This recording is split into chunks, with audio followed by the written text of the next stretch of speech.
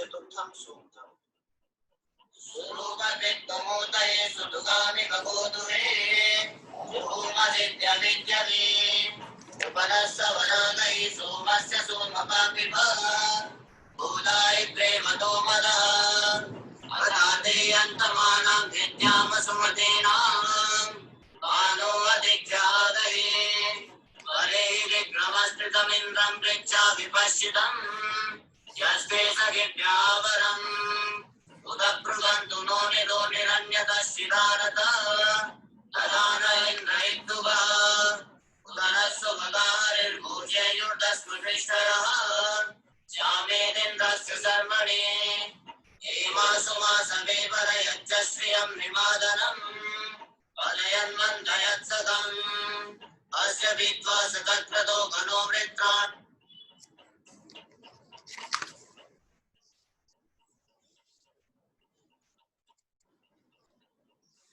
अब चौथा सूक्त आज प्रारंभ कर रहा हूं। इस सूक्त का देवता इंद्र है। इस चौथे सूक्त में ईश्वर ने पहले मंत्र में उक्त विद्या के पूर्ण करने वाले साधन का प्रकाश किया है। जैसे दूध की इच्छा करने वाला मनुष्य दूध दोहने के लिए सुलभ दुहाने वाले गौं को दोह के अपनी कामनाओं को पूर्ण कर लेता है, वैसे हम लोग सब दिन अपने निकट स्थित मनुष्यों को विद्या की प्राप्ति के लिए परमेश्वर जो कि अपने प्रकाश से सब पदार्थों को उत्तम रूप युक्त करने वाला है, उसकी स्तुति करते हैं। इस मंत्र में उपमा अलंकार है। जैसे किसी व्यक्ति को गाय के दूध की इच्छा होती है तो वे गाय को दूह करके उससे दूध प्राप्त कर लेते हैं। विद्वान धार्मिक मनुष्य जो श्रेष्ठ गुण चाहते हैं, सुख चाहते हैं, आनंद चाहते हैं, वे परमेश्वर की उपासना से उसको प्राप्त कर सकते हैं। क्योंकि हमें दूध की इच्छा है तो हमें गाय को दूहना पड़ेगा। दूध गाय से ही प्राप्त होता है। ऐसे ही हमें श्रेष्ठ गुण चाहिए, आनंद चाहिए तो परमेश्वर से प्राप्त होता है। तो परमेश्वर की उपासना उसके लिए करनी आवश्यक है। बिना ईश्वर की उपासना के श्रेष्ठ गुणों की प्राप्ति नहीं हो पाती। जो शब्द पदार्थों का रक्षक, नेत्र के व्यवहार को देने वाला सूर्य अपने प्रकाश से उत्पन्न हुए कार्य रूप जगत में ऐश्वर्य युक्त पदार्थों के प्रकाश करने को अपनी किरण द्वारा सम्मुख आता है, इसी से यह हम लोगों तथा पुरुषार्थ से अच्छे अच्छे पदार्थों को प्राप्त होने वाले पुरुषों को आनंद बढ़ाता है। इस मंत्र में ईश्वर ने इंद्र शब्द से सूर्य का ग्रहण करके उसके गुणों को बताया है कि वह सूर्य क्या है। जिस प्रकार सब जीव सूर्य के प्रकाश में अपने अपने कर्म करने को प्रवृत्त होते हैं, उस प्रकार रात्रि में सुख को नहीं हो सकते। रात्रि में हम काम करने के लिए तो भी हमें प्रकाश चाहिए, कृत्रिम प्रकाश हम जुटाते हैं, लेकिन दिन में किसी कृत्रिम प्रकाश की आवश्यकता नहीं। सभी जीव जंतु आराम से काम करते हैं। ऐसे ही परमात्मा का जो ज्ञान है, वेद, उसके प्रकाश में हम सभी जीव उन कार्यों को, उन कर्मों को कर सकते हैं जिन कर्मों के करने से हमको सुखों की प्राप्ति हो। जिसने सूर्य को बनाया उस परमेश्वर ने अपने जानने का उपाय अगले मंत्र में जनाया है। हे परम ऐश्वर्य युक्त परमेश्वर, आपके निकट अर्थात आपको जानकर आपके समीप तथा आपकी आज्ञा में रहने वाले विद्वान लोग, जिनकी वेदादि शास्त्र परोपकारणी धर्म करने में श्रेष्ठ बुद्धि हो रही है, उनके समागम से हम लोग आपको जान सकते हैं और आप हमको प्राप्त अर्थात हमारे आत्माओं में प्रकाशित होजिए और इसके अनंतर कृपा करके अंतर्यामी रूप से हमारे आत्माओं में स्थित हुए सत्य उपदेश को मत रोकिए, किंतु उसकी प्रेरणा सदा किया कीजिए। जब मनुष्य इन धार्मिक श्रेष्ठ विद्वानों के समागम से शिक्षा और विद्या को प्राप्त होते हैं, तभी पृथ्वी से लेकर परमेश्वर पर्यंत पदार्थों के ज्ञान द्वारा नाना प्रकार से सुखी होके फिर वे अंतर्यामी ईश्वर के उपदेश को छोड़कर कभी उधर उधर नहीं भ्रमते। जो विद्वान लोग हैं अर्थात जो धार्मिक हैं, धार्मिक से अभिप्राय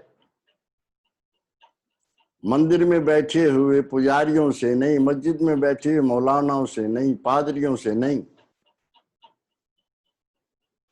क्योंकि हम प्राय है इनको ही धर्म का ठेकेदार मान लेते हैं। धार्मिक वो जो वेद के अनुसार आचरण करने वाला है, क्योंकि धर्म क्या है? वेद है अखिलो धर्म मूलम,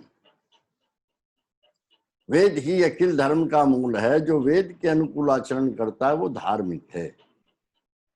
अर्थात क्योंकि वेद ईश्वर की आज्ञा है, जो ईश्वर की आज्ञा में सदैव रत रहता है वह धार्मिक है। अब जो ईश्वर की आज्ञा में रत रहता है वह असत्य का कभी प्रचार नहीं करेगा, वह तो वेदों का ही प्रचार करेगा, और वेद में कुछ भी असत्य नहीं।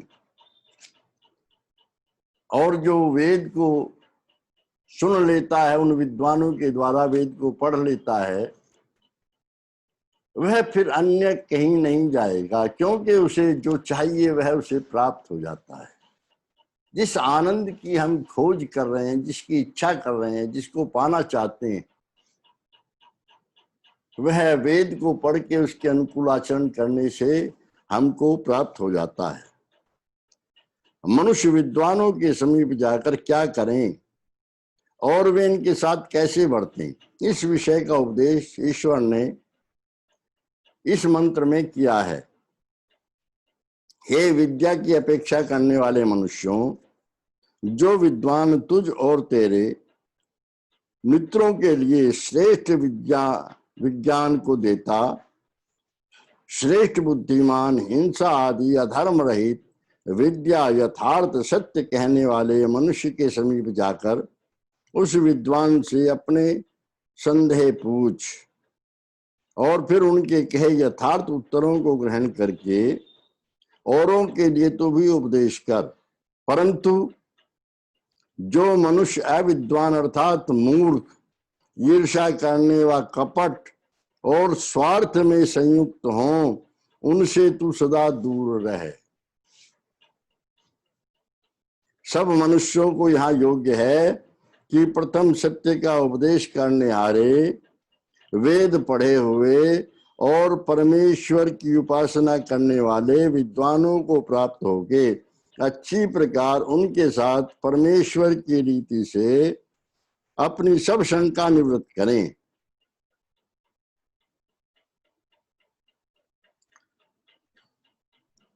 किंतु विद्याहीन मूर्ख मनुष्य का संग व उनके दिए हुए उत्तरों में विश्वास कभी न करें।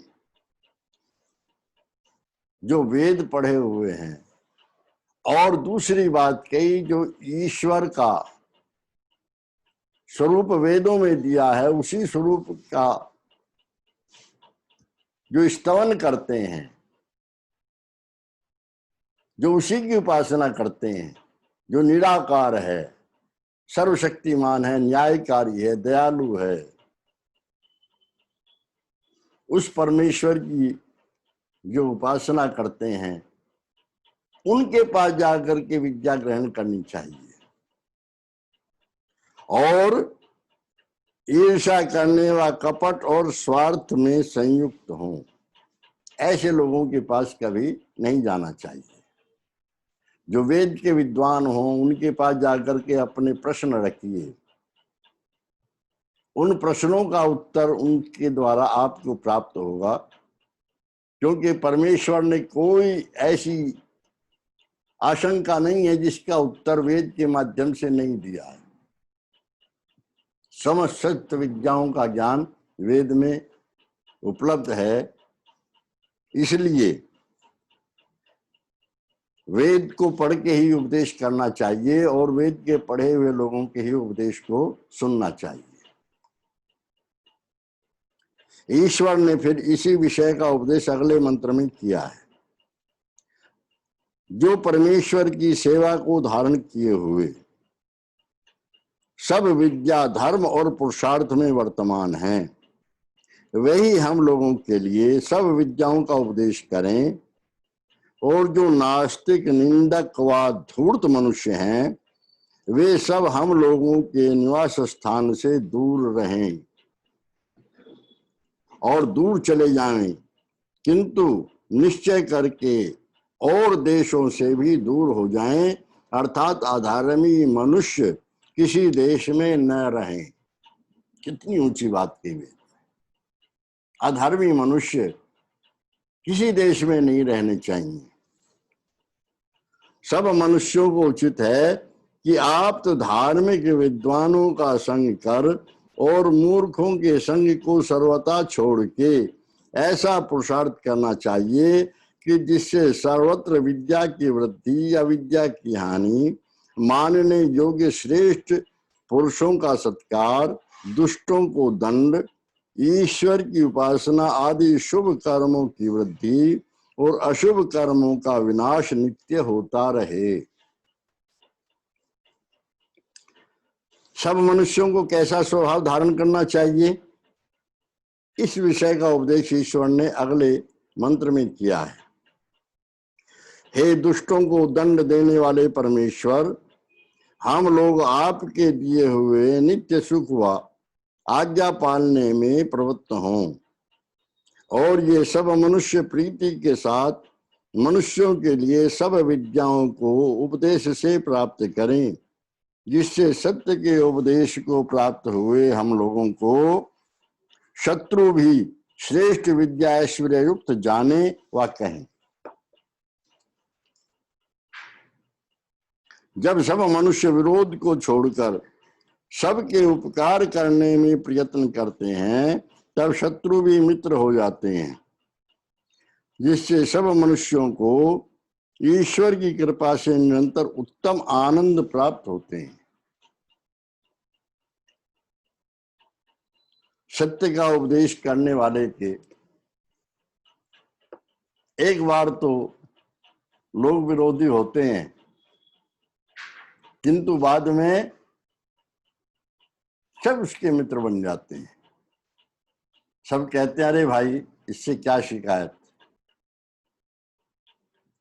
यह तो सदा सत्य का ही प्रचार करता है, हमारे हित की बात कह रहा है, ये हमारे विरोध में तो कुछ कह नहीं रहा है। सभी की आत्मा अंदर से उनको यह जनाती है। परमेश्वर प्रार्थना करने योग्य क्यों है, यह विषय अगले मंत्र में प्रकाशित किया है। हे इंद्र परमेश्वर, आप अपनी कृपा करके हम लोगों के अर्थ ज्ञानों में सब कुछ व वेग आदि गुणों की शीघ्र प्राप्ति के लिए जो वेग आदि गुण वाले अग्नि, वायु आदि पदार्थ, चक्रवर्ती राज्य के महिमा की शोभा, जल और पृथ्वी आदि जो मनुष्य को अत्यंत आनंद देने वाले तथा स्वामीपन को करने वाले व जिसमें आनंद को प्राप्त होने व विद्या के जानने वाले मित्र हों, ऐसे विज्ञान आदि धन को हमारे लिए धारण कीजिए। इसमें ईश्वर पुरुषार्थी मनुष्य पर कृपा करता है, आलस करने वाले पर नहीं, पुरुषार्थी पर। प्रार्थना किसको कहते हैं? जो पूर्ण पुरुषार्थ करके अपने से अधिक बलवान से, शक्ति संपन्न से सहायता मांगता है, उसको कहते हैं प्रार्थना। एक व्यक्ति की गाड़ी कीचड़ में फंसी हुई है और वह व्यक्ति अलग खड़ा हुआ है। जो भी आता है उससे कहता है, भाई साहब थोड़ा सा सहारा गाड़ी में लगा दो और गाड़ी को निकाल कर बाहर खड़ा कर दो। आने वाला व्यक्ति कहता है, क्यों नहीं भाई,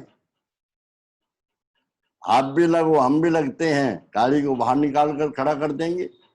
वो कहता है कि नहीं भाई, मेरे कपड़े तो जरा आज साफ सुथरे हैं, मैं प्रेस करा करके कपड़े पहन करके आया हूं, आपसे मैं हाथ जोड़कर प्रार्थना कर रहा हूं, आप मेरी गाड़ी को निकाल कर बाहर खड़ा कर दें।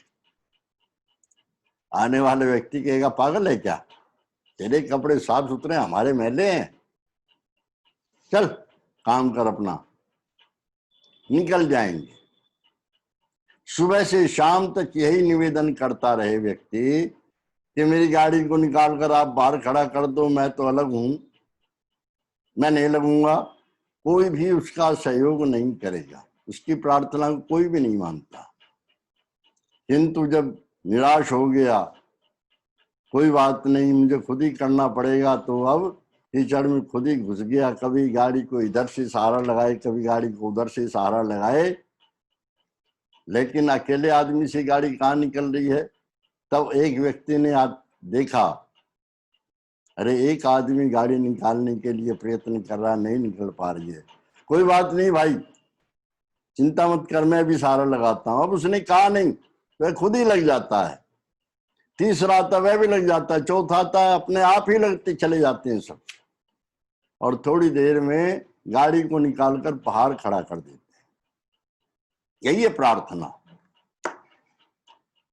हम करें कुछ नहीं और रात दिन प्रार्थना करते हैं, परमात्मा हमें ये दे दे, परमात्मा हमें ये दे दे, परमात्मा हमें ये दे दे। ये प्रार्थना नहीं है, ये आदेश है।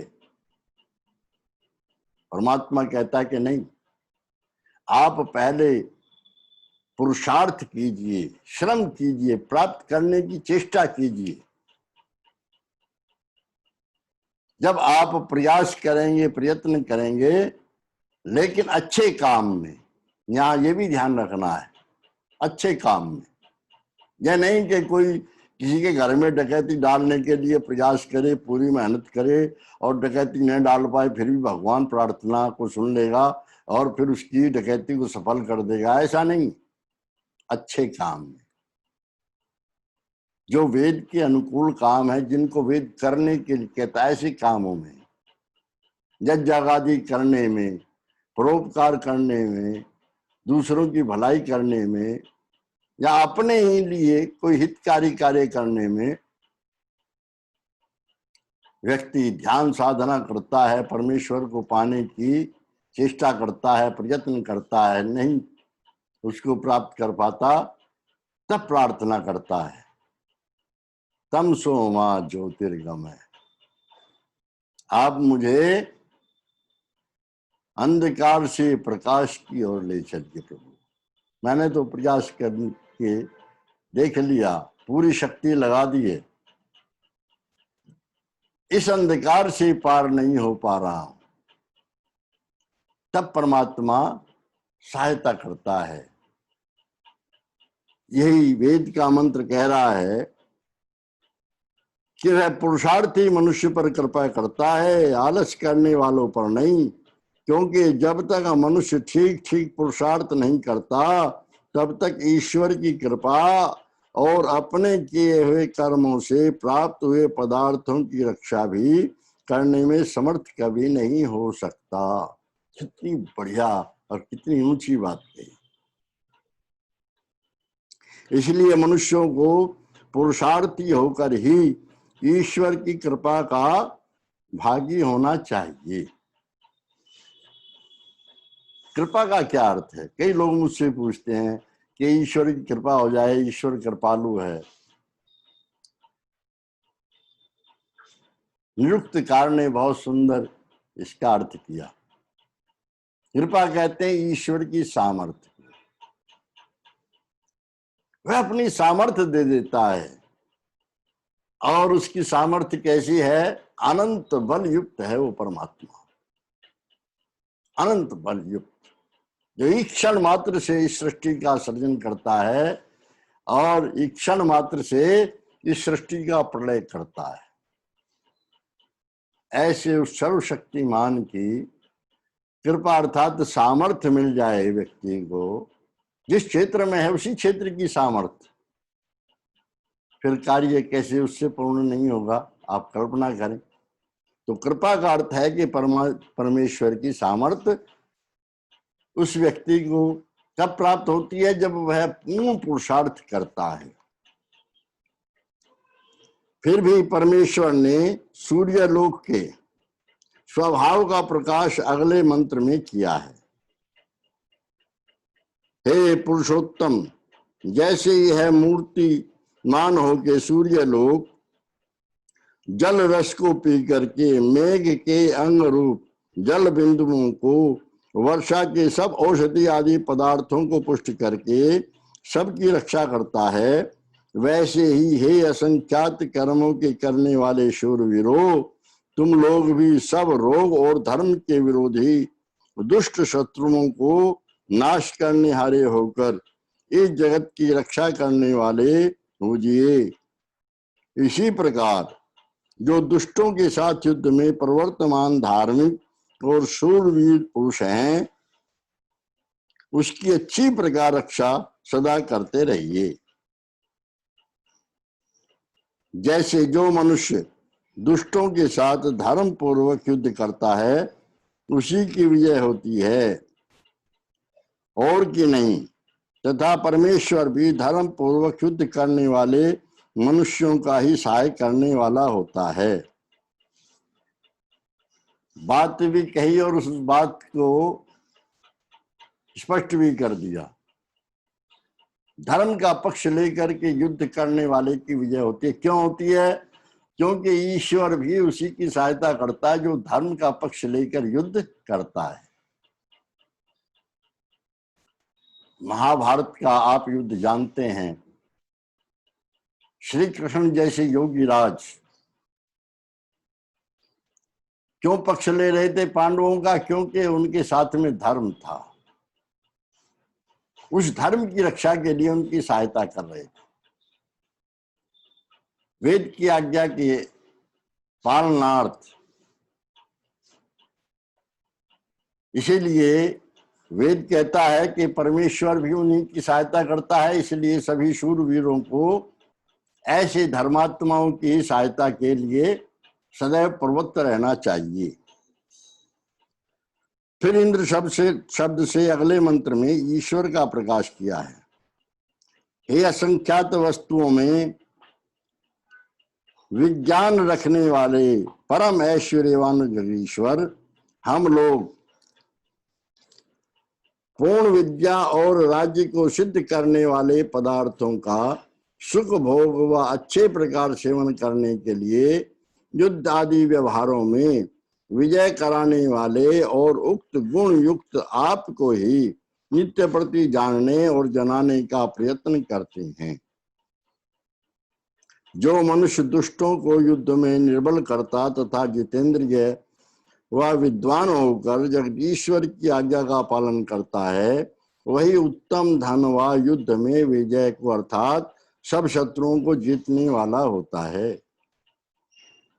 वह परमात्मा कैसा है और क्यों उसकी स्तुति करनी चाहिए, यह इस अगले मंत्र में बताया है। हे विद्वान मनुष्यों, जो बड़ों से बड़ा अच्छी प्रकार सब कामनाओं की परिपूर्णता करने हारा प्राप्त हुए सौम विद्या वाले धर्मात्मा पुरुष को मित्रता से सुख देने तथा विद्या स्वर्ण आदि धन का रक्षक और इस संसार में उक्त पदार्थों में जीवों को पहुंचाने और उनका देने वाला करुणा में परमेश्वर है।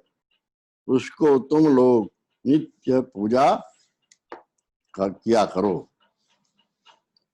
किसी मनुष्य को केवल परमेश्वर की स्तुति मात्र ही करने से संतोष न करना चाहिए, किंतु उसकी आज्ञा में रहकर और ऐसा समझकर कि परमेश्वर मुझको सर्वत्र देखता है, इसलिए अधर्म से निवृत्त होकर और परमेश्वर की सहाय की इच्छा करके मनुष्य को सदा उद्योग ही में वर्तमान रहना चाहिए।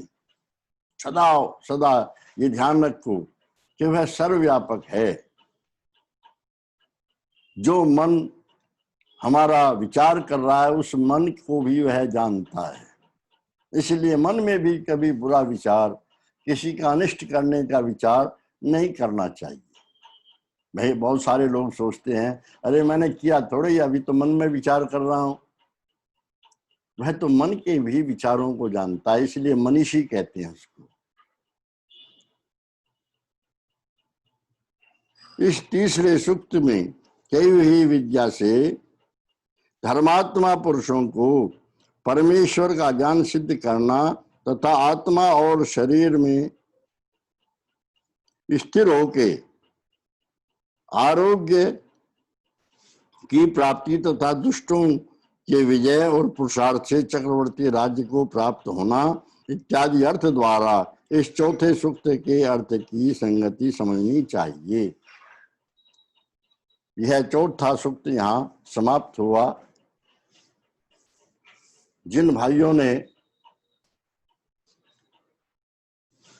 तीसरे सूक्त के स्वाध्याय के द्वारा, श्रवण के द्वारा चिंतन करके लाभ प्राप्त किया है और उन्होंने अपनी प्रतिक्रिया व्यक्त की है, उन सबको मैं धन्यवाद करता हूं और सभी भाई और बहनों से यह नम्र प्रार्थना करता हूं कि यदि कोई बात वेद के संबंध में, ईश्वर के संबंध में